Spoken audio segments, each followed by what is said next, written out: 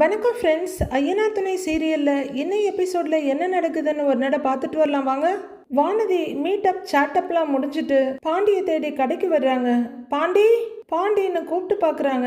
பாண்டி அங்கே காணோன்னு எங்கே போனா இவன் அப்படின்னு திரும்பி திரும்பி யோசிச்சு பார்த்துக்கிட்டே மறுபடியும் பாண்டின்னு கூப்பிட ஒரு வண்டிக்கு பக்கத்தில் உட்காந்து வேலை பார்த்துட்டு இருப்பாராட்டுருக்கு. உருண்டு புரண்டு எழுந்து நிற்கிறாரு பாண்டி.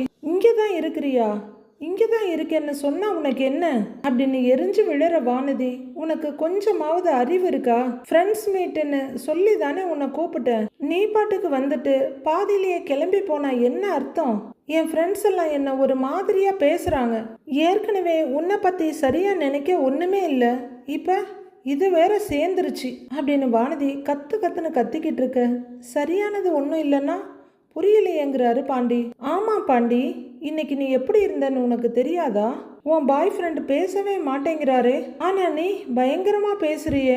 உங்களுக்குள்ள எப்படி செட் ஆகும்னு என் ஃப்ரெண்ட்ஸ் எல்லாருமே கேக்குறாங்க. என்ன பதில் சொல்றது? அவங்கெல்லாம் உங்ககிட்ட எவ்வளவு ஜாலியா பேசுனாங்க.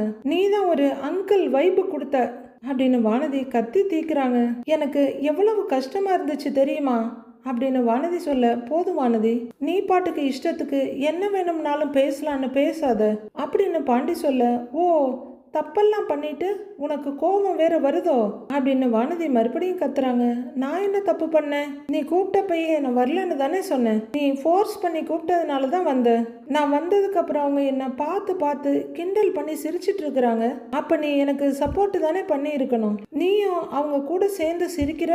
எனக்கு அது எவ்வளவு கஷ்டமா இருந்துச்சு தெரியுமா அப்படின்னு பாண்டி கொஞ்சம் வருத்தத்தோட கேட்குறாரு. ஃப்ரெண்ட்ஸ்னா கிண்டல் பண்ணதான் செய்வாங்க, இதுல என்ன இருக்குன்றாங்க வானதி. வானதி, நான் இப்பதான் அவங்கள ஃபர்ஸ்ட் டைமா பாக்குறேன். என்னை பத்தி அவங்களுக்கு எதுவுமே தெரியாது. அப்பவே ஒரு மாதிரியா பேசுறாங்க. என் வேலையை கிண்டல் பண்றாங்க, என்னைய கிண்டல் பண்றாங்க. அதெல்லாம் ஹர்ட் ஆகாதான்னு கேக்குறாரு பாண்டி. பாண்டி, உனக்கு ஃப்ரெண்ட்ஸ் யாரும் இல்லைன்னு நினைக்கிறேன். இங்க ரிப்பேர் பண்ணவங்க வர்றவங்க கிட்ட மட்டும் பேசிட்டு உனக்கு ஃப்ரெண்ட்ஸ் கிட்ட எப்படி பேசணும்னே தெரியல அப்படிங்கிறாங்க வானதி. எனக்கு ஃப்ரெண்ட்ஸ் இல்லையா? சரி அதை விடு. அவங்கள நான் இப்பதான் முறையா பார்க்குறேன். ஒருவேளை நான் அவங்கள அப்படி கிண்டல் பண்ணியிருந்தா நீ சும்மா இருந்திருப்பியா அப்படின்னு பாண்டி கேட்குறாரு. நீ கிண்டல் பண்ற மாதிரி தான் அங்க யாருமே இல்லையே, நீ தான் அப்படி இருந்த, அதுக்கு என்ன பண்றதுன்றாங்க வானதி. ஆஹா, அப்ப இன்னைக்கு நடந்தது எதுவுமே தப்பு இல்லைன்னு சொல்ற அப்படின்னு பாண்டி கேட்க, ஓவர் திங்கிங் பண்ணாத பாண்டி, அவங்க எல்லாருமே சும்மா ஃபன்னா தான் பேசுனாங்க, அவங்க வேற அர்த்தத்துல எதுவும் பேசலையேன்றாங்க வானதி. அவங்க அப்படி பேசுனது தாண்டி எனக்கு ஹர்ட் ஆச்சு அப்படின்னு பாண்டி சொல்ல, நீ சம்பந்தமே இல்லாம ஹர்ட் ஆனா என்னால என்ன பண்ண முடியும் அப்படிங்கிறாங்க வானதி. நீ கூப்பிட்டேன்னு தானே நான் வந்தேன். உன் ஃப்ரெண்ட்ஸ் என்ன கிண்டல் பண்றாங்க, அப்ப நீ தானே எனக்காக நின்றுக்கணும். நான் தள்ளி வந்ததுக்கு அப்புறம் நீ தான் என்ன தேடி வந்த. சரி, எனக்கு சப்போர்ட்டா தான் பேச வந்திருக்கேன்னு பார்த்தா வந்து திட்டிக்கிட்டு இருக்கிற. அதுக்கப்புறம் நான் எப்படி வந்து அவங்க கூட எல்லாம் உட்கார முடியும், பேச முடியும்? அதுதான் நான் வெளியே வந்து நின்னுட்டேன். நீ என்ன தேட கூட இல்ல. அரை மணி நேரம் கழிச்சு கால் பண்ற, இதெல்லாம் சரியான்னு பாண்டி கேக்குறாரு. ஆமா, நீ சொல்லாம போவ, உன்னை தேட வேற செய்வாங்களா அப்படின்னு வானதி கத்த. இதுதான் வானதி உன் பிரச்சனை. நீ பண்றது தப்புன்னு சொன்னா கூட புரிஞ்சுக்க மாட்ட. நீ பண்றதெல்லாம் எனக்கு எப்படி இருந்தது தெரியுமா? மனசு சரியில்லாம தான் நிலா அன்னைக்கு ஃபோன் பண்ண. அவங்க வீட்டுக்கு போய் அவங்க கிட்ட பேசினேன். நான் இப்படிலாம் பேசுற ஆளே இல்லை. ஆனா அப்போ எனக்கு யார்கிட்டயாவது பேசணும் போல இருந்தது. அந்த அளவுக்கு நான் ஹர்ட் ஆயிருக்கேன் வானதி அப்படின்னு பாண்டி சொல்ல, நிலா பேரை கேட்டோன்னே டென்ஷன் ஆகி முறிச்சிட்டு இருக்காங்க வானதி. நீ சொன்னியே யார்கிட்டயாவது சொல்லி பாருன்னு, நான் அவங்க கிட்ட இதை சொன்னேன். என்கிட்ட அவங்க நீ பண்ணினது தான் தப்புன்னு சொன்னாங்கன்னு பாண்டி சொல்ல, வானதியோட கோவம் உச்சத்துக்கு போயிடுது. கோவத்துல உங்களுக்கு கொம்பே முளைச்சிடுது. அதானே பார்த்தேன், உனக்கு இப்படியெல்லாம் யோசிக்க தெரியாதே. உங்க அண்ணி தான் ட்விஸ்ட் பண்ணி விட்டுருப்பாங்க. நீ நார்மலா தான் இருந்திருப்ப. உன் அண்ணி தான் கால் பண்ணி என்ன நடந்ததுன்னு கேட்டு இருப்பாங்க. நீ இப்படி நடந்ததுன்னு சொன்னதும் வானதி மோசமானவ, அவ ஒரு பேய் பிசாசு, அவ கூட பேசாத, அங்க நடக்கிறது எல்லாம் தப்பு, உடனே அங்கிருந்து கிளம்பிடுன்னு சொல்லி இருப்பாங்க. நீயும் உடனே கிளம்பிட்ட, அதுதானே அப்படின்னு வானதி ஒரு கதையை உருவாக்கி அதுக்கு கண்ணு காதல் மூக்கெல்லாம் வச்சு கத்திக்கிட்டு இருக்காங்க. ஏய், அவங்க சொல்லி எல்லாம் நான் ஒன்னும் அங்கிருந்து கிளம்பல, நீ தான் இப்ப ட்விஸ்ட் பண்ணி பேசிட்டு இருக்கன்றாரு பாண்டி. எனக்கு தெரியும் பாண்டி, உனக்கு இப்படியெல்லாம் யோசிக்க தெரியாது. அவங்க தான் உன்னை இப்படி பேச வைக்கிறாங்க. இதெல்லாம் நீயா யோசிச்சு பேசியிருந்தா கூட பரவாயில்ல, அவங்க சொல்லி கொடுத்து நீ பேசுற பாரு, இதுதான் எனக்கு காண்டா இருக்குன்றாங்க வானதி. வானதி, நிறுத்துறியா? நான் ஹர்ட் ஆயிருக்கேன், அது உனக்கு புரியுதா இல்லையா அப்படின்னு பாண்டி கேட்க, நீ ஹர்ட் எல்லாம் ஆகலை பாண்டி, அவங்க தான் உன்னை இப்படி தேவையில்லாமல் யோசிக்க வச்சிருக்காங்க அப்படின்னு வானதி முடிவாக சொல்கிறாங்க. என்னை யாரும் யோசிக்கலாம் வைக்கல வானதி. சரி, நான் ஒன்று கேட்குறேன், நானும் இதே மாதிரி உன்னை என் ஃப்ரெண்ட்ஸ் கிட்ட இன்ட்ரோ கொடுக்க கூட்டிகிட்டு போகிறேன், அவங்க உன்னை கிண்டல் பண்ணி நான் உனக்கு சப்போர்ட் பண்ணலைன்னா எப்படி இருக்கும் அப்படின்னு பாண்டி கேட்குறாரு. வானதி என்ன சாமானியப்பட்ட ஆளா? உடனே, ஏன் உன் அண்ணன் சோழன் பல்லவன்லாம் என்னை கிண்டல் பண்ணலையா? அப்பெல்லாம் நீ அமைதியாக தானே இருந்த அப்படின்னு வானதி கேட்க, வீடு வேற வானதி, இதுவே உன் அம்மாவும் அப்பாவும் என்னை இப்படி பேசி இருந்தா நான் எதுவுமே சொல்லி இருக்க மாட்டேன், நான் என் ஃப்ரெண்ட்ஸ் கிட்ட உன்னை விட்டு கொடுத்துருக்க மாட்டேன். சரி என்ன விடு, நீயா இருந்திருந்தா அவங்ககிட்ட என்ன குதிச்சிருப்பேன்னு கேட்குறாரு பாண்டி. ஆமாம், நீ அப்படியே உன் ஃப்ரெண்ட்ஸ் கிட்ட என்னை இன்ட்ரோ கொடுத்துருக்க பாரு. முதல்ல உனக்கு யார் ஃப்ரெண்ட்ஸ் இருக்கா? ஆயில் வாங்குற இடத்துல, டயர் வாங்குற இடத்துல எல்லாம் ஃப்ரெண்ட்ஸ்ன்னு சொல்லாத அப்படின்னு வானதி கத்த, போதும் வானதி நிறுத்துங்கிறாரு பாண்டி. நான் ஹர்ட் ஆயிருக்கேன்னு சொல்கிறேன், அதை புரியாம நீ திரும்ப திரும்ப என்னை ஹர்ட் பண்ணிக்கிட்டே இருக்கிற, இதுக்கப்புறம் ஒன்றும் பேச வேண்டாம், நீ கிளம்புங்கிறாரு பாண்டி. அவ்வளவுதான். வானதி அதுக்கும் ஒரு ரீசன் பிடிச்சி சண்டை போடுறாங்க. அதான் உன்னை ட்விஸ்ட் பண்ண ஆள் இருக்கே, அப்புறம் எதுக்கு நீ எங்கிட்ட எல்லாம் பேச போற அப்படின்னு கத்த, தேவையில்லாம பேசுற வானதிங்கிறாரு பாண்டி. நான் நடக்கிறத தான் பாண்டி பேசுறேன், நீ அவங்களுக்கு ஃபோன் பண்ணாம இருந்திருந்தா இந்த பிரச்சனையே வந்திருக்காது அப்படின்னு வானதி கத்த, பாண்டி சலிச்சு போய் ஏய் போடின்னுறாரு. போறேன் பாண்டி போறேன், இப்படி அவங்க ட்விஸ்ட் பண்ணி வச்சதை வச்சு எங்கிட்ட ஆடுறல்ல, மறுபடியும் எங்கிட்ட வந்து பேசிடாத போ அப்படின்னு வித்தியாசமான கிரியேச்சரான வானதி அங்கேருந்து வெடுக்குன்னு போகிறாங்க. எப்பா சாமி போகட்டும்னு நினைக்கிறாரு பாண்டி. நிலா ஹாலில் உட்காந்து வேலை பார்த்துட்டு இருக்க, அவங்க அம்மா சமைச்சு எல்லாம் கொண்டு வந்து வைக்கிறாங்க. நிலா சாப்பிடலாம் வாமான்னு கூப்பிடுறாங்க. வரேம்மான்னு சொல்லிட்டு இருக்க, அவங்க அப்பா ஷர்ட்டோட கை பட்டனை மடக்கிக்கிட்டு என்ன சாப்பாடுமான்னு கேட்குறாரு.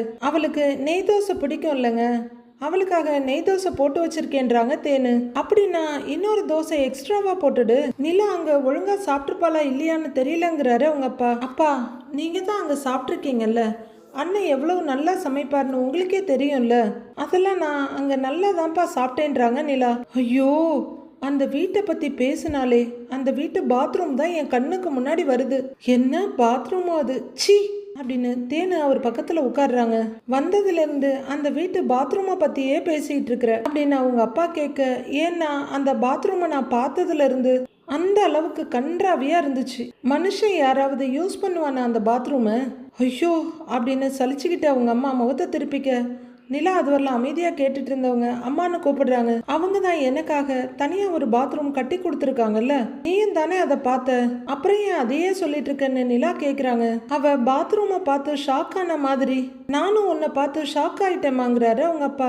உடனே தேனு நிமிந்து உட்காந்து, நீங்க என்னத்தங்க பார்த்தீங்கன்னு கேட்குறாங்க. அதை ஏன் கேட்குற, ஃபோனை மறந்துட்டு வச்சுட்டு வந்துட்டேன்னு திரும்ப எடுக்க போனேன்ல, அங்கே பார்த்தா 5 ஆம்பளைங்களும் கட்டி புரண்டு சண்டை போட்டுக்கிட்டு இருந்தாங்க அப்படின்னு அவங்க அப்பா சொல்ல நிலா அதிர்ச்சியா பாக்குறாங்க. ஐயோன்றாங்க அவங்க அம்மா. அங்க சோழனோட அப்பாவும் இருந்தாரு. இவங்க வீட்லயா நம்ம பொண்ணு இருந்துச்சுன்னு எனக்கு ஒரு மாதிரி ஆயிடுச்சுமா அப்படின்னு அவங்க அப்பா பயங்கர ரியாக்ஷனோட சொல்ல, அப்பா அவங்க அப்படிதான்ப்பா, ஆனா உடனே சமாதானம் ஆயிடுவாங்க, ஒருத்தர் மேல ஒருத்தர் அவ்வளவு பாசமா இருப்பாங்க அப்படின்னு நிலா ரொம்ப சாதாரணமா சொல்ல 2 பேரும் அதிர்ச்சியா பாக்குறாங்க. அந்த வீட்டை வேற நியாயப்படுத்துறா பாருங்க அப்படின்னு அவங்க அம்மா சொல்ல, நீங்க சொல்ற 1-2 குறைய தவிர அந்த வீட்டுல எவ்வளவு நல்ல விஷயங்கள் இருக்கு தெரியுமான்றாங்க நிலா. முதல்ல பார்க்கும்போது உங்களுக்கு அப்படிதான் தோணும், ஆனா அவங்கெல்லாம் எவ்வளவு அன்பா இருப்பாங்க தெரியுமா, நான் அவங்களுக்கு உயிர், என்னை எல்லாரும் அவ்வளவு நல்லா பாத்துக்குவாங்க அப்படின்னு நிலா சொல்ல 2 பேரும் குறுகுறுன்னு பார்த்துட்டே இருக்காங்க. அவ்வளவு நல்லா பார்த்துக்குவாங்கன்னு சொல்ற, அப்புறம் எதுக்கு சோழனை டிவோர்ஸ் பண்ண அப்படின்னு காரணத்தை தெரிஞ்சுக்கணுன்ற ஒரே குறியா அவங்க அப்பா கேட்குறாரு. அவ்வளவுதான்.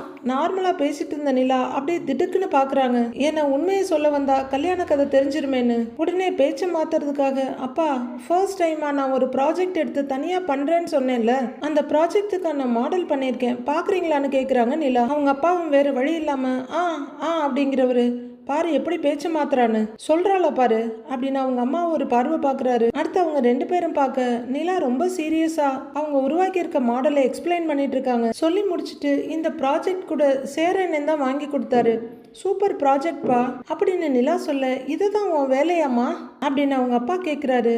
புரியல பண்றாங்க நிலா. இல்ல இதுதான் உன் வேலையான்னு கேட்டேங்கிறாரு அவரு. ஆமாப்பா, வீடு, கடை, ஹோட்டல் இப்படி எதுவா இருந்தாலும் நான் டிசைன் பண்ணி கொடுப்பேன். அதுதானே ஆர்கிடெக்ட் வேலைன்றாங்க நிலா.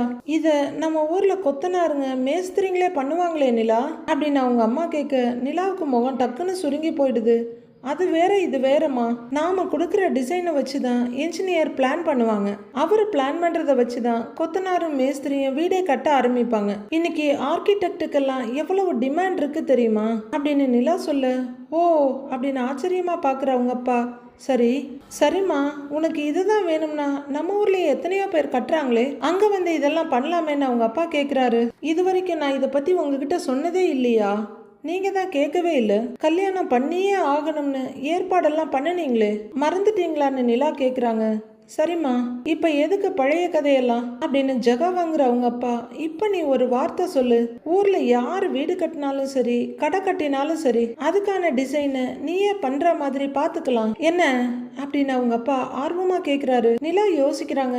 எப்படியாவது தன்னோட பொண்ணை திருவண்ணாமலை கூட்டிட்டு போகணுன்றதுல அவரு குறியா இருக்காரு. இப்ப இருக்க ஆபீஸை விட பெரிய ஆபீஸா போட்டுக்கலாம். என்னம்மா என்ன சொல்றேன்னு கேக்குறாரு அவரு. ஏங்க அதுக்கு எதுக்குங்க ஆபீஸ் எல்லாம்? நாமளே இன்னொரு வீடு கட்டணும்னு நினைச்சுக்கிட்டு இருந்தோம்ல, அந்த வீடை நிலாவை டிசைன் பண்ண சொன்னா முடிஞ்சதுன்றாங்க அவங்க அம்மா. கரெக்ட் கரெக்ட்ன்றாரு அவரு. நிலாவுக்கு யோசிக்க கூட டைம் கொடுக்காம அவங்க இறங்கி அடிச்சிட்டு இருக்க. என்ன பண்ணலாம், நாம என்ன பேசுறதுன்னு நிலா திருத்திருன்னு முழிச்சிட்டு இருக்காங்க. அப்ப அவங்களோட மொபைல் ரிங் ஆகுது. சோழன் கூப்பிட்டுருக்காரு. பார்த்துட்டு சைலண்ட் பண்ணிட்டு உட்காடுறாங்க நிலா. அவங்களும் டிஸ்பிளேவை பாக்குறாங்க. சோழன் போன் எடுக்கலன்னதுக்கப்புறம் எடுத்து பார்க்குறாரு. அவர் மறுபடியும் கால் பண்ண ட்ரை பண்ணிட்டு இருக்க. என்ன நிலா அமைதியா இருக்க அப்படின்னு அவங்க அம்மா கேட்க, நான் அன்னைக்கே தெளிவா சொல்லி தானே அந்த வீட்டை விட்டு வந்தேன். இப்படி ஒரு வீடு கட்டுவீங்க, நான் அதை டிசைன் பண்ணிட்டு சும்மா உட்கார்ந்துருக்கணுமா அப்படின்னு நிலா கேட்குறாங்க. இதுல என்னம்மா இருக்கு? வீட்டுக்கு முன்னாடி நிலா ஆர்கிடெக்ட்னு பெருசா போர்டு வச்சா அதை பார்த்துட்டு எல்லாம் வர போறாங்க. என்ன சொல்றேன்னு அவங்க அப்பா ஆர்வமா கேக்குறாரு. நிலா சங்கடமா பார்த்துட்டு இருக்க. பேசாம ஊருக்கே போயிடுவோமான்னு கேக்குறாரு. நிலா கொஞ்சம் அதிர்ச்சியாகி பாக்குறாங்க. கொஞ்சம் கஷ்டப்பட்டு தொண்டையெல்லாம் ஈரம் பண்ணிக்கிட்டு, அப்பா ஊருக்கு கூப்பிட மாட்டேன்னு சொல்லி தானே என்னை இங்கே கூட்டிட்டு வந்தீங்க அப்படின்னு நிலா கேட்க, உடனே அவங்க அப்பா அவங்க அம்மாவை பார்க்குறாரு. நிலாவோட மொபைலில் ஒரு மெசேஜ் சவுண்ட் வருது. எடுத்து பார்க்குறாங்க. நிலா அதை ஓப்பன் பண்ணாமல் மியூட் பண்ணி வச்சிடுறாங்க. நாங்கள் இப்போ தான் ப்ராஜெக்ட்ஸ் எல்லாம் கையில் எடுத்து பண்ண ஆரம்பிச்சிருக்கோம்ப்பா, ப்ளீஸ் என்னை என் வேலையை செய்ய விடுங்கன்றாங்க நிலா. இப்போ எதுக்குமா ப்ளீஸ் எல்லாம் சொல்லிக்கிட்டு இருக்கிற? சும்மா ஒரு ஆப்ஷன் தானே சொன்னேன் அப்படின்னு அந்த பல்ட்டி அடிச்சிடுறாரு அவங்க அப்பா.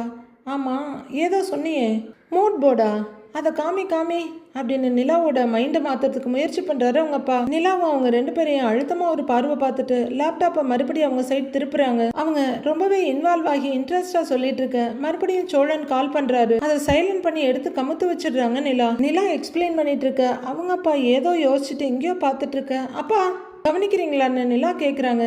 அவருக்கு எந்த இன்ட்ரெஸ்டும் இல்லை. எரிச்சல் தான் மண்டி கிடக்கு. இருந்தாலும் சொல்லுமா, கவனிச்சுட்டு தான் இருக்கேன் அப்படின்னு சிரிப்போட சொல்ல நிலாவும் எக்ஸ்பிளைன் பண்ணிட்டு இருக்கிறாங்க.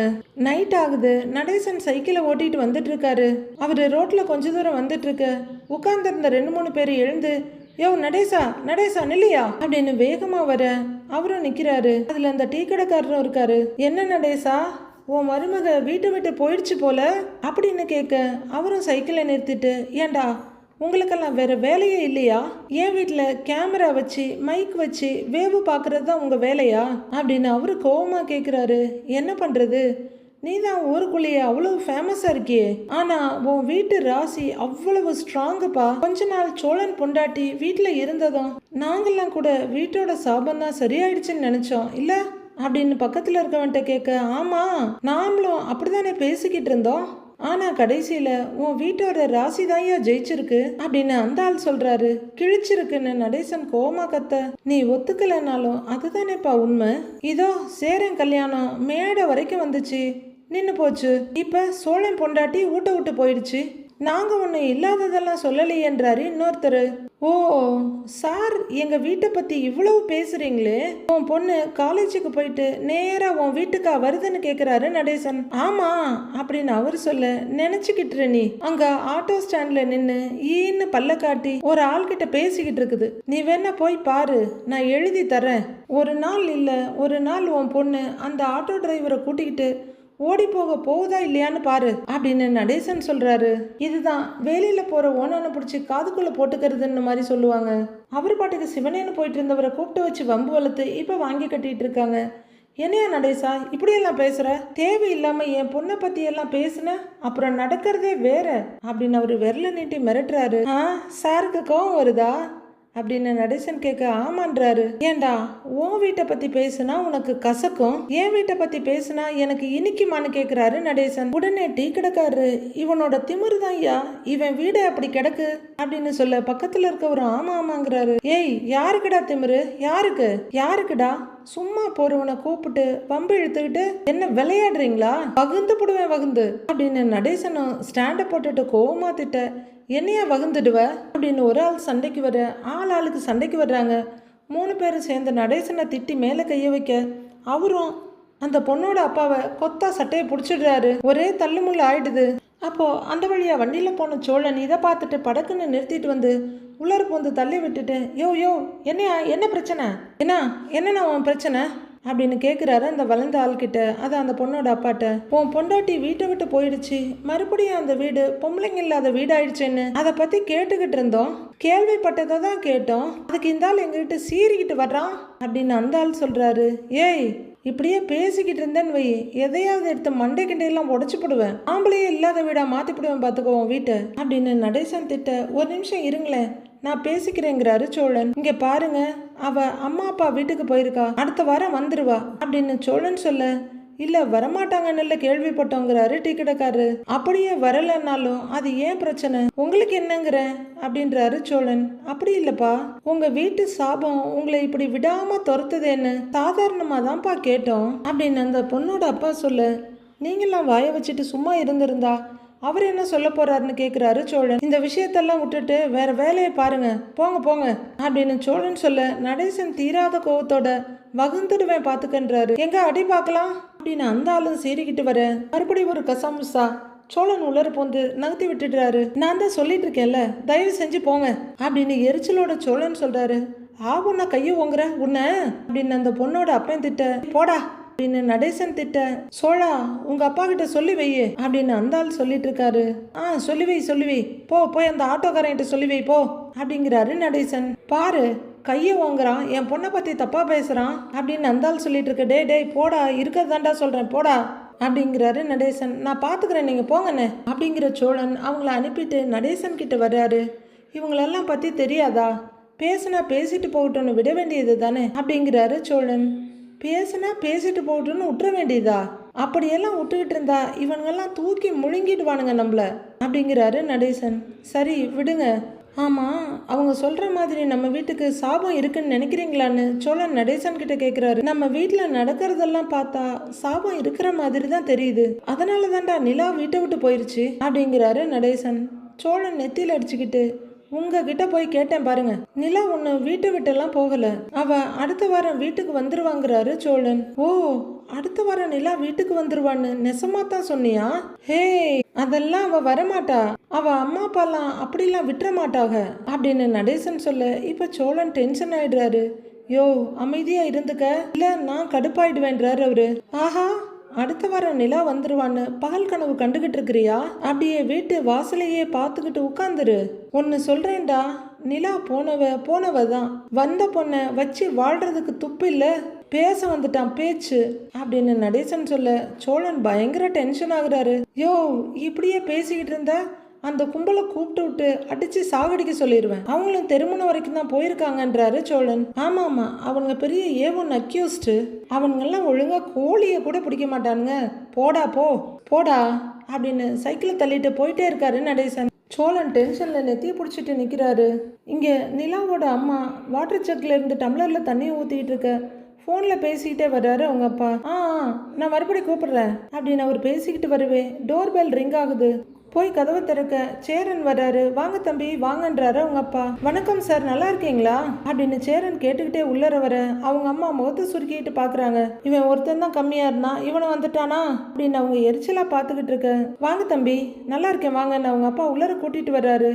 அவரு கையில ஒரு பேக்கோட வந்திருக்காரு. உட்காருங்கன்னு அவங்க அப்பா சொல்ல இவரு நிலாவோட அம்மாவை பார்த்து வணக்கங்கன்றாரு. வணக்கம் உட்காருங்கன்றாங்க தேனு. அவர் உட்கார்ந்ததுக்கு அப்புறம் எப்படி இருக்கீங்கன்னு கேக்குறாங்க நிலா அம்மா. நல்லா இருக்கேங்கம்மா, நீங்க எப்படி இருக்கீங்கன்னு கேக்குறாரு. நல்லா இருக்கும். தேனு, தம்பிக்கு ஏதாவது குடிக்க கொண்டு வாயன்றாரு நிலாவோட அப்பா. சேரன் கொஞ்சம் தயங்கிக்கிட்டே நிலா அப்படின்னு கேட்க, நிலாவை மறந்துட்டேன், அவ உள்ளர உட்காந்து வேலை பார்த்துட்டு இருக்கா. நிலா நிலா வாமா அப்படின்னு கூப்பிட, பா அப்படின்னு ரூம்ல இருந்து வந்து எட்டி பார்க்குற நிலா சேரனை பார்த்தவொன்னே ரொம்ப சந்தோஷமாயிடுறாங்க. அண்ணே அப்படின்னு அவங்க வர, நிலா எப்படி இருக்கப்பா அப்படின்னு அவரும் பாசமா எழுந்து நிற்கிறாரு. நான் நல்லா இருக்கேன்னு, நீங்க எப்படி இருக்கீங்கன்னு கேட்க, நல்லா இருக்கேன்ப்பா, ஒரு நிமிஷம் இரு, உனக்கு பிடிச்சதெல்லாம் எடுத்துட்டு வந்திருக்கேன், வீட்டுல செஞ்ச பலகாரம் உனக்கு ரொம்ப பிடிக்கும்ல அப்படின்னு ஒரு சம்பளத்தை ஓபன் பண்ணி காட்டிட்டு அதை டீப்பாய் மேல வச்சுட்டு அடுத்தடுத்து அவர் எடுத்துக்கிட்டு இருக்க. ஐயோ, இதுங்களோட அக்கப்போர் தாங்க முடியலடா, பேசாம 3 நேரத்துக்கு சோறு இதுங்கிட்டயே வாங்கிக்கலாம் போல இருக்கு. தேனுக்கு வேலையாக மிச்சமாகும்னு அவங்க அப்பா பாக்குறாரு. ஒரு பெரிய சீப்பு வாழைப்பழம், 2 தேங்காய், அப்புறம் கொஞ்சம் மாங்காய், இன்னும் கொஞ்சம் தேங்காய், முறுக்கு அப்படின்னு எடுத்தவரு கடையே பரப்பிடுறாரு. ரொம்ப தேங்க்ஸ்ன்றாங்க நிலா. உட்காருங்க நான் நிலா சொல்ல, உட்காருங்க தம்பின்றாரு உங்க அப்பா. இந்தாங்க தம்பி அப்படின்னு தேனை ஏதோ கொண்டு வந்து கொடுக்குறாங்க, காஃபி போல இருக்கு. தேங்க்ஸ்மான்னு வாங்கிக்கிறாரு அவரு. நிலாவோட அம்மா டீப்பாயில கடை பரப்பி வச்சிருக்கதெல்லாம் பார்த்துக்கிட்டு இருக்க சேரன் அதை பாக்குறாரு. அம்மா என்ன பாக்குறீங்க, இந்த தேங்காய் மாங்காய் எல்லாம் நம்ம வீட்டு தோட்டத்திலேயே விளைஞ்சதுமா அப்படின்றாரு. அவங்களும் என்ன பண்றதுன்னு சின்னதா ஒரு சிரிப்பு சிரிச்சு வைக்கிறாங்க. நிலாவுக்காக நாங்க சமைக்கவே வேண்டாம் போல இருக்கு, ஏதாவது ஒண்ணு மாத்தி ஒண்ணு கொடுத்துக்கிட்டே இருக்கீங்கன்றாரு உங்க அப்பா. சேரனுக்கு ஒரு மாதிரி டக்குன்னு இருக்கு, என்ன சொல்றதுன்னு தயங்கிட்டு இருக்க நிலாவும் சின்னதா சிரிப்போட பாக்குறாங்க. இல்ல, நான் தப்பாலாம் ஒன்றும் சொல்லல தம்பி, அன்னைக்கு சோழன் பரோட்டா வாங்கிட்டு வந்தாரு, அதுக்கப்புறம் நீங்க செஞ்சதுன்னு சிக்கன் குழம்பு பல்லவன் எடுத்துட்டு வந்தாரு, இப்ப நீங்க நிலாவுக்கு பிடிச்சதுன்னு இவ்வளவு ஐட்டம் எடுத்துட்டு வந்திருக்கீங்க அப்படின்னு அவர் சொல்லிட்டு இருக்க நிலா சிரிப்போட பார்த்துட்டு இருக்காங்க. அது வந்துங்க சார், எப்பவுமே நாங்கெல்லாம் ஒன்னா உட்காந்து சாப்பிட்றது தான் பழக்கம், இப்பவும் அப்படி சாப்பிட்டாலும் நிலாவுக்கு இது பிடிக்கும், நிலாவுக்கு அது பிடிக்கும், நிலா விரும்பி சாப்பிடுமேன்னு எங்களுக்கு தோணிக்கிட்டே இருக்கு அப்படின்னு சேரன் சொல்ல அவரு பெருமையா பாக்குற மாதிரி ஒரு பார்வை பார்க்க, இந்த புராணத்தை தான் கேட்டு கேட்டு என் காதுல ரத்தமே வருதுன்ற மாதிரி தேனு சலிப்பா பாக்குறாங்க. யோசிச்சுக்கிட்டே இருக்கிறதுக்கு ஒரு 8 கொண்டு வந்து கொடுத்துட்டா மனசு நிம்மதியா இருக்கும் பாருங்க, அதுதாங்கிறாரு சேரன்.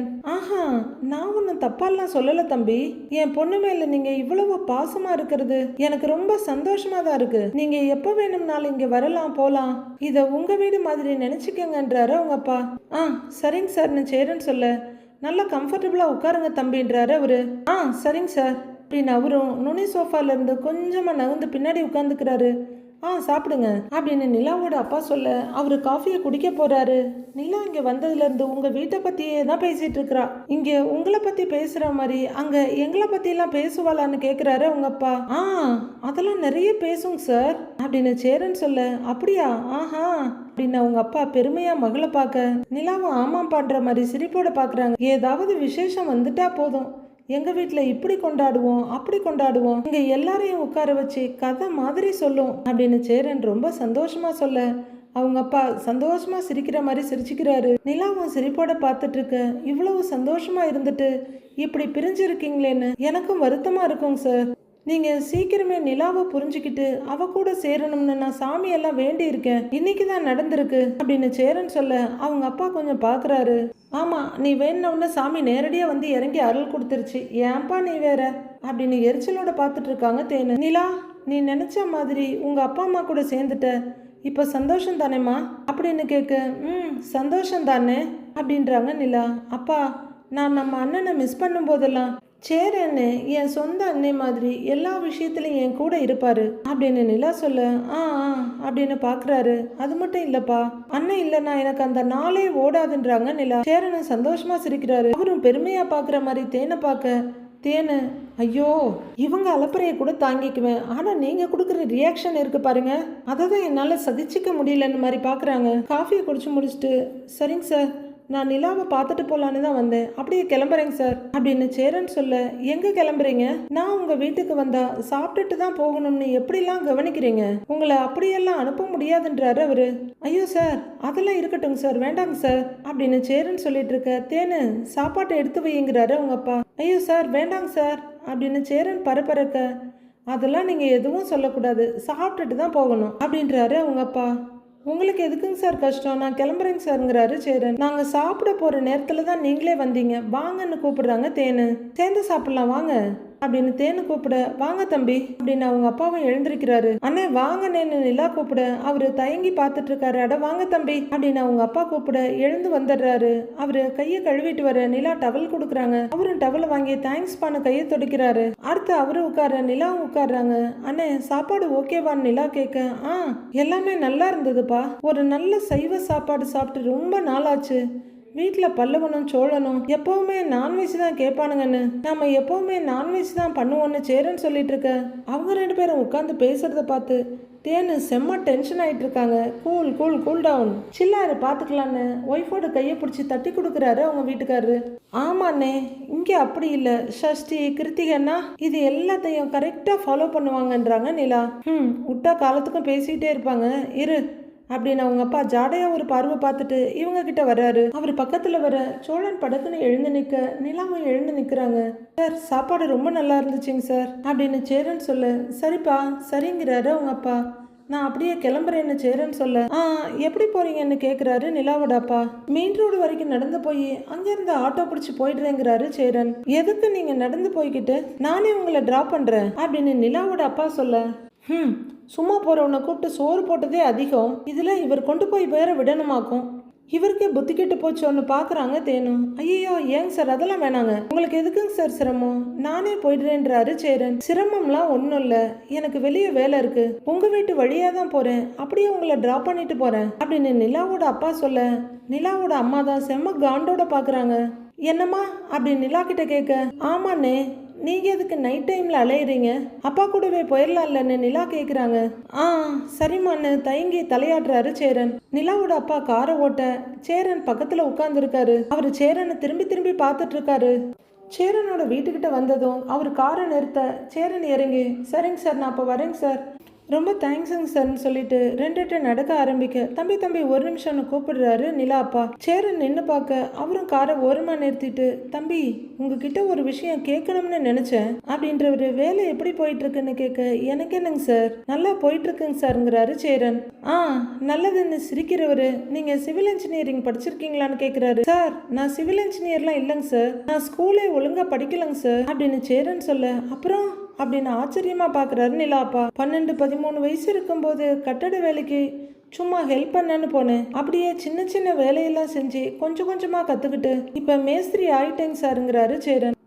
புரியுதுப்பா, அப்ப சின்ன வயசுல இருந்தே இந்த குடும்பத்தை தூக்கி சுமந்திருக்கீங்க, பொறுப்பா இருந்து தம்பிங்களெல்லாம் வளர்த்துருக்கீங்க, சூப்பர்ப்பா அப்படின்னு பாராட்டிட்டு இருக்காரு நிலாவோடப்பா. என் தம்பி கூட நல்லா பொறுப்பா இருப்பாங்க சார் அப்படின்னு சேரன் சொல்ல, நல்லதுப்பா, இப்ப கூட தம்பிங்களை விட்டு கொடுக்காம பேசுறீங்க, நல்ல விஷயம்தான்ப்பா, என் பொண்ணுக்கு உங்க மேல பெரிய மரியாதை தம்பி அப்படின்னு அவர் சொல்ல, ஆமாங்க சார், நிலாவை நாங்க சொந்த தங்கச்சி மாதிரி தாங்க சார் பாக்குறேன். நிலா ஒரு வார்த்தை சொன்னா எங்க வீட்டுல யாரும் மறுபேச்சே பேச மாட்டோங்கிறாரு அவரு. அப்படின்னு அவரு பெருமையும் சந்தோஷமா சிரிக்க, அவ்வளவு ஏன் எங்க அப்பா இருக்காரு இல்லைங்க சார், அவரே நிலாவை எதிர்த்து பேச மாட்டாருங்க சார், அவ்வளவு மரியாதை நிலா மேல எங்களுக்கு அப்படின்னு சேரன் சொல்ல, அவரு ரொம்ப பெருமையா கடகடகடன்னு சிரிக்கிறாரு. ஆமாங்க சார் அப்படின்னு சேரன் சொல்ல, தம்பி எனக்கு ஒரு விஷயம் புரியல, நிலா எல்லார்கிட்டையும் அன்பா இருக்கான்னு சொல்றீங்க, சோழன் கிட்ட அவளுக்கு எந்த பிரச்சனையும் இருக்க மாதிரி தெரியல, அப்புறம் எதுக்கு சோழனை டிவோர்ஸ் பண்ணா, இன்னைக்கு வரைக்கும் அது மட்டும் எனக்கு புரியவே மாட்டேங்குது அப்படின்னு அவரு தெரிஞ்சுக்க வேண்டிய கேள்விய நிலா கிட்ட 1000 தடவை கேட்டோம், பதில் இல்லைன்னு அதை சேரன் கிட்ட போட்டு பாக்குறாரு. சேரன் யார் எதை கேட்டாலும் உடனே சொல்லிடுவாரு, எல்லா டீட்டெயிலையும் கொடுத்துருவாரு. ஏற்கனவே ராகவ் கிட்ட சொல்லிதான் செம்மையா வாங்கி கட்டினாரு. இப்பவும் அதே மாதிரி நிலாவோட அப்பா கேட்டதுக்கு எல்லா விஷயத்தையும் உளறி கொட்டிடுவாரா இல்ல நழுவிடுவாரா, அடுத்து என்ன நடக்க போகுதுன்னு வர எபிசோட்ல பார்க்கலாம் ஃப்ரெண்ட்ஸ்.